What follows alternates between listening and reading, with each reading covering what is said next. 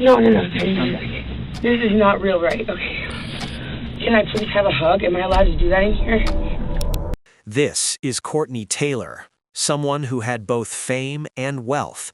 But on April 3, 2022, her life was turned upside down. Good morning, everybody. I am single as a Pringle, honey. So my second question is, we're gonna head out to the Olympia in like 5 minutes. We're just waiting on a couple more people to show up in this 6-pack bag. Courtney was born on April 21, 1996, in the city of Midland, Texas. From the age of 6, when she realized she had a talent for entertaining her friends and family. At that same time, she decided to become an actress. However, during her teenage years, she entered the modeling and advertising industry. Because of this, fitness became more serious to her than anything else.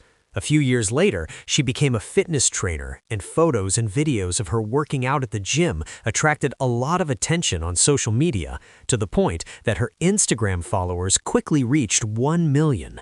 Now it was time to use this fame, so she created a website on OnlyFans for her loyal fans, where they could access her private photos and videos by paying a subscription fee. Through this, in addition to income from advertising, she earned $3 million from this site by the age of 26.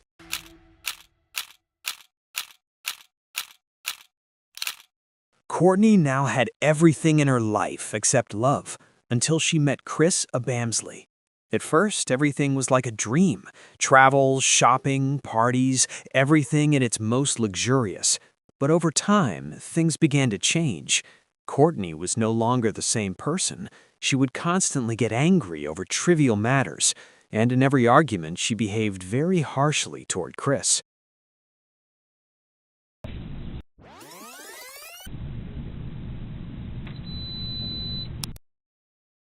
Sometime later, they decided to move to Miami. To show everyone how wealthy she had become, Courtney rented a large, expensive apartment near the city.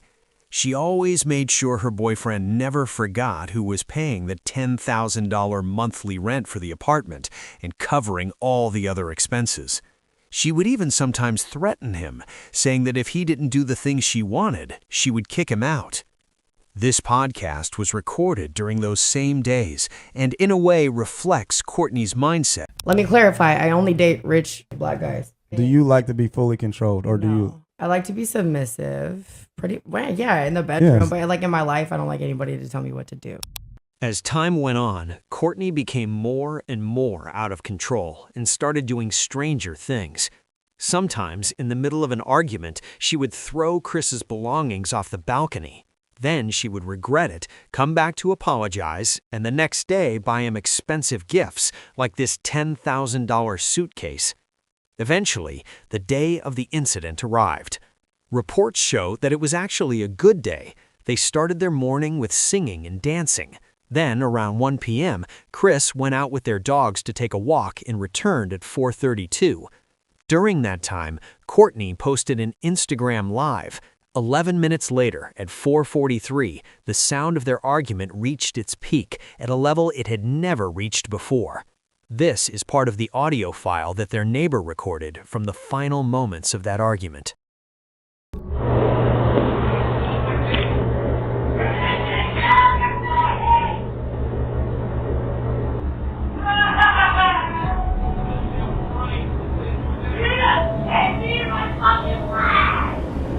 At 4:56, the local police received a strange emergency call.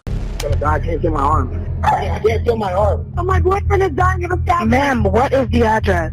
134 Northeast 7 times. Baby, I'm so sorry. Emergency police arrived very quickly and were confronted with a horrifying scene. The victim had been severely injured in the chest area. Everything in the apartment was covered in Chris's blood. The walls, the tables and chairs, the floor. Based on the amount of blood the victim had lost, it was clear that the incident had happened well before the emergency call was made. Reports show that instead of calling the police, Courtney had called her mother and stayed on the phone with her for 13 minutes. 13 minutes that could have saved a person's life. In the end, the ambulance transported the victim to the hospital, and the police took the suspect to the interrogation room.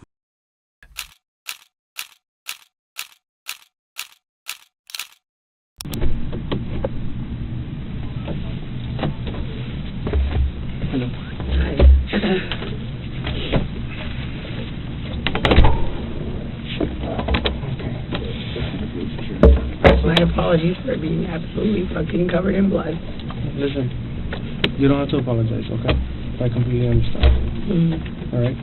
Things happen, you can't control it. Okay? When did you guys come to Miami from Austin? We visited last year in March, and we loved it. I mean, I've always wanted to live here, so he was like, he wanted to move to London, I wanted to move here. And I was like, maybe we should start in the U.S. Yeah, and he was then like, go to London. and we did it. So. Okay.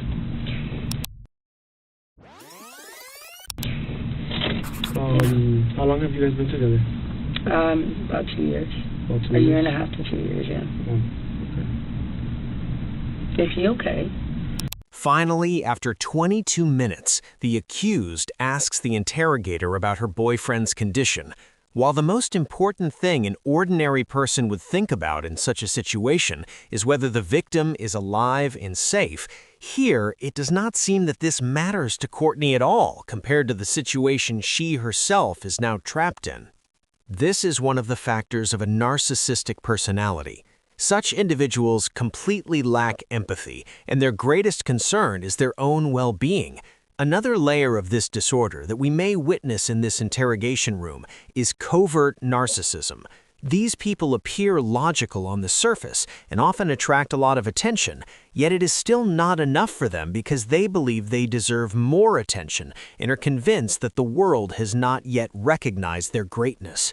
In such cases, after committing a crime or any mistake, the individual does not feel that they have done something wrong in their life. Instead, they believe that life has wronged them. On the other hand, any criticism makes these individuals angry and can push them to the edge of aggression. He's still at the hospital. They're still, I know. monitoring him and talking to him. So we're waiting. Oh my God! So he didn't even have to have surgery. Well, I don't know. They're still doing X-rays and stuff like that. So I don't know yet. I'm waiting to hear a response. That's all I have to know. Thank God. So that's all I need. We'll get to that in a little bit. Okay. Sometimes, what happens in an interrogation room is heavily dependent on information outside the room. Like in this case, where whether Chris is alive has a direct impact on the situation inside. Experienced investigators know this, and sometimes they withhold certain details to place the suspect in a specific psychological position. Here, when Courtney hears that her boyfriend is alive, not only does her tone of voice change, but even the way she sits changes. The police were likely trying to use this information to calm her and encourage cooperation. However, after briefly calming down, she returns to her original state. From that point on, she gives very short answers to the investigators' questions, clearly showing that she is not happy about being interrogated. Do you guys work here in Miami, or do you guys have your own business? I do social media, so I'm an influencer, I guess is what. Oh yeah? Call it, yes, I'm an influencer. What do you focus on, like Instagram or social media apps? Instagram, OnlyFans. And what is it that he does? Stocks and crypto. Stocks and crypto. He just has stocks and invests in crypto. Clearly, talking about Chris's job has no importance to Courtney, and this can even be seen in the way she introduces him. Since she has always prioritized issues related to herself, she has no interest in saying anything about her boyfriend's work. In the definition of a narcissistic person, there is a clear pattern of grandiosity. Someone who is severely affected by this condition is unable to see beyond themselves. These individuals are also extremely drawn to being the center of attention. They even expect that after every sentence they say, the people around them will immediately start praising them. To start, you guys are supposed to take out your dogs to the park, right? And then what happened after that? Like I said, a little bit before, I was doing laundry and tried to call my mom. She didn't answer the first time. And then he left. I guess he went to go bike over there. That's just what he said. I don't know if he walked or biked, but he told me he was going to bike originally. And then he came back with a Subway sandwich. And I said something about like, oh, are you going to like reshare your location with me? Like, did you unshare it? And he said, yeah, I unshared it. And I was like, oh, when did you do that? And he goes, the other day, like when you were done with me. And I was like, okay, well, fair enough. I mean, it kind of like turned into like a little like argument or something. And then he told me to reshare mine, and I was like, okay, yeah, I will. And then I didn't do it immediately. He asked me about it again, and I don't know what I was thinking, but it just said something about, well, what if I'm somewhere you don't want me to be? Which I wouldn't have been. I love him, but just like, you know. Right at the moment when the suspect is talking about her feelings for her boyfriend, she scratches her nose, a well-known body language cue often associated with lying or deception. But the more important point is this: a severe narcissist is fundamentally incapable of truly loving someone. Such a person is not meant to show affection the way ordinary people do toward anyone other than themselves. For individuals like this, a romantic relationship is 100% transactional. In other words, if they express affection under certain conditions, that behavior is always tied to what they expect to gain in return. Maybe you don't want to know where I am. I guess maybe they'll just like hurt him because he was pressing me. And he ended up pinning me against the wall. I mean, I said like choking me on the floor. It's just like, they were looking at my neck and I was like, I mean, I'm not saying like choking me like, you know, whatever. But I mean, he had my like neck, like and this happened twice before, where I couldn't breathe and I was on the floor. I could not breathe. And I don't think that he is trying to kill me, but I was scared. And all 3 times I have been scared. I'm on the floor. And you have me pinned. Get my mom on the phone. As it's clear, the version of events the suspect presents is meant to frame the incident as self-defense. However, the problem with her story is that parts of it don't line up. For example, at one point she says she was standing while Chris was choking her, and later she says she had fallen to the ground. On the other hand, based on statements from people close to them, we know their relationship was full of conflict, but the one who consistently behaved violently was Courtney. So this happened like over by the door and somehow moved like over in the living room. He was standing by the couch, facing toward the kitchen. I was in the kitchen. And then he just like, I could see like all the whites in his eyes, and he was like coming at me. And so I grabbed one of these knives. My mom got me for Christmas. I grabbed one of them. And I was like, I swear to God. I swear to God. It was just like, I mean, grab and be like, don't come anywhere closer to me. Because, earlier, that was happening 2 other times I couldn't breathe. I'm sorry. I couldn't breathe. And it's very scary. And I just think, like, just like this kind of thing where I was saying, like, do you know if he's okay? If he's choking me and he's angry enough, he might, like, this is different, I think. But if he's, like, choking me or, like, pinning me or something and I can't breathe, he might go too long. So I grab a knife and I said, don't come anywhere closer to me. I had absolutely no intention of using it. I'm on the phone with my mom and he's coming at me like he's going to grab either the phone or like the knife or something. And so I was just like, I was like, don't come any closer. It's coming at me, and I threw it. And I meant for it to go. How far away was he? Well, I was by my fridge and he was like by the edge of one of the chairs of the sofa. Like 10 feet. I'm trying to think in my head. The suspect claims she was acting in self-defense and that in that same moment she threw the knife from a distance of about 3 meters, striking her boyfriend directly in the chest. However, the forensic investigation, one of the most critical pieces of evidence later added to the case, determined that the severity and nature of the injuries on the victim's body could not in any way have been caused by a thrown knife. So then, you were by the fridge and he was by the couch? Yes, I was in front of the fridge.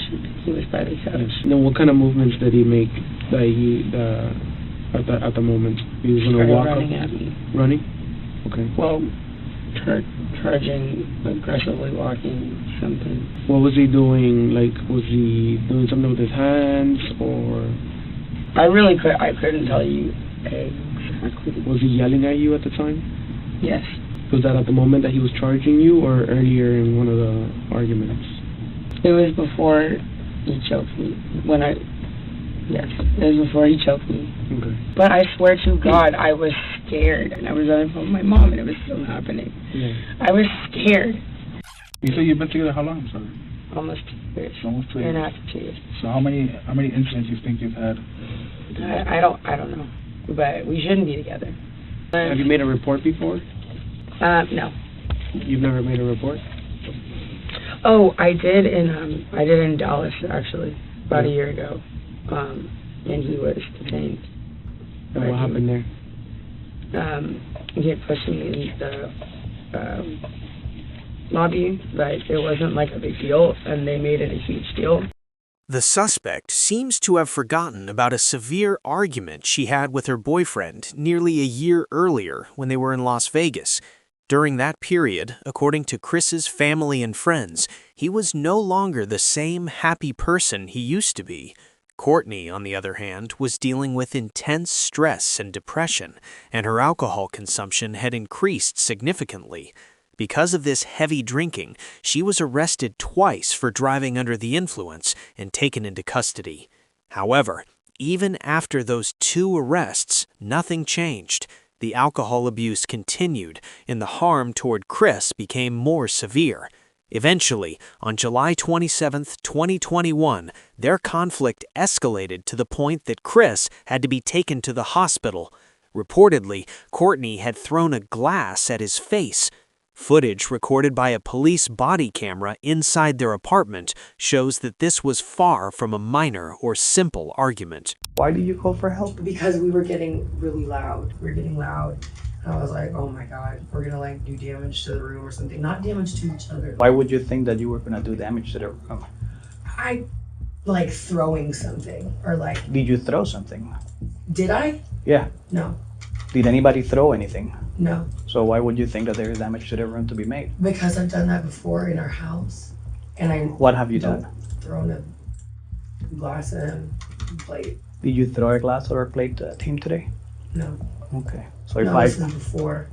Okay, so when I go to the room and I see a broken glass on the floor, where did the glass come from? I don't know. I literally couldn't even remember how the fight started. Okay, well. Was there? Yeah. Maybe I did. Well, I'm guessing that I threw a glass. Chris spent several days in the hospital, and Courtney was arrested. However, less than 12 hours after the incident, she was released from custody. Chris told the police that it was just a simple argument and that they could handle it themselves. As a result, the case was closed without any formal charges. But this incident now clearly shows that the suspect had a prior history of throwing objects at her boyfriend. One other time yesterday, for absolutely no reason, absolutely none. They harassed, not the police, but security guards from the office, like young security guards. Okay. Came up for no reason. Bothered him, bothered me. On April 2, 2022, the security guard of their apartment complex called the police and reported that the two were involved in a severe altercation. Reportedly, Courtney tried to stop the guard from calling the police, but failed, which caused her to become even more angry. You call. I didn't. Nobody. I call. You call. What? Okay. What's wrong? Okay. Hold on, man. Okay. Let him talk. Okay. Let him talk. Okay. Go ahead. The front desk personnel, she informed us that Miss Courtney, her boyfriend, was trying to get into the elevator. and she had her hand out like this, and she was like, "Oh no, don't come inside the alligator." Okay. So we asked her, I said, "Do you want him to leave the property?" She said no, she don't want him to. I did not say that. I said yes. Hold on. Courtney, what's going on? What do you need? What? Yeah, My boyfriend. All right. So what do you want us to do? I want a restraining order against Christian Gonzalez. We don't issue those. Because, those no, I'm to serious. court. Can I do that? Where You have can to I go to court. You have to go to Okay, but downtown. how or can be I make petitioned. myself first? Here, nothing matters to the suspect except getting a temporary restraining order against Chris before he can get one against her, an order that would prevent him from approaching her. This childish competition is another reminder of the suspect's extreme self-importance. All of these aggressive behaviors stem from the psychological disturbance seen in malignant narcissists. It's important to remember that people like this usually feel very little guilt. They may lie or cheat, yet still believe they haven't done anything seriously wrong. Back in the interrogation room, before the second phase begins, the investigators give a 1-hour break and allow the subject to change her clothes. But the second phase starts with new information. So we have to inform you that Christian did not make it. Okay. Unfortunately, the doctors did what they could, and Christian is dead. Yes. Oh my God. This is not real, right? Okay. No, there's no way. Christian died? Can I please have a hug? Am I allowed to do that in here? Sure. Yeah. No. Calm down. Calm down. Take deep breaths. I need to hug my mom. I cannot be left alone in like a room by myself You won't be. after this. I just like, no, that's not true. That's not real, right? It is real. Christian is dead. Yes. They're not gonna lie. The last thing he ate was Subway. What I was saying to that other room, I said, God forbid, when like from far away, what if it had accidentally hit a little bit lower and he died? So we can't change what's occurred and get him before. After this interrogation, the suspect was transferred to the police department's psychiatric unit for a mental health evaluation. However, she was released very quickly and allowed to leave. 2 days later, investigators announced that in their view, the entire incident was a domestic dispute and that Courtney had acted in self-defense and could not be held responsible for Chris's death. As a result, Courtney was released. Yeah, and they're seeking justice. sir. Yeah, What? let's all videotape her. Right now, you should go. Yeah, you should go. Justice? You just know her boyfriend. Yeah, you did. Yeah, and yeah. Yeah, okay, cool. Courtney went to Texas to be close to her family and bought a large, expensive house, hoping to quickly return to her former peak. Although on the surface it seemed like her recovery was going well, in reality, things were far from okay. Her alcohol consumption had increased significantly, and post-traumatic stress never left her for a moment. In such conditions, even small reminders related to the incident can cause a person to mentally and sometimes even physically relive the event all over again. For this reason, Courtney was admitted to a rehabilitation center for several weeks. During this time, Chris's family, who were deeply upset by Courtney's release, hired a lawyer to reopen the case. Sometime later, new evidence was added to the file: elevator surveillance footage, all the messages exchanged between the two, and in addition, a video that Chris had secretly recorded during one of their arguments. You literally talked to her without telling me! Courtney, I was on a bike ride and she passed me and I said hi. My bad, I forgot to tell you that. That doesn't make you to act and call me a You're Yes, thank you. Coming from Courtney. Thank you. I want you to get away from me! With the addition of this evidence, along with the crucial forensic report stating that the knife could not have been thrown, on August 10, 2022, an arrest warrant was issued for Courtney Taylor on a charge of second-degree murder. Now, based on the information you received that the defendant was alleged to have thrown this knife, do your observations support that? If the person who supposedly did this is an expert knife thrower, and the knife is the type of knife that you can throw, I guess that could have happened. Did you receive any information that the defendant was a knife thrower? No. So based on that fact that you did not receive that information, would it support that? No. And what would you expect to see a knife do if someone just flung it at somebody? It would just hit the body and bounce off. Did you make a determination as to the cause and manner of death? Yes. Could you please explain those to the court? The cause of death was stab wound of right subclavian artery. The manner of death was homicide. The main trial for Courtney Taylor's case has still not taken place, even today, more than 3 years after the incident, and Courtney remains in a Miami prison.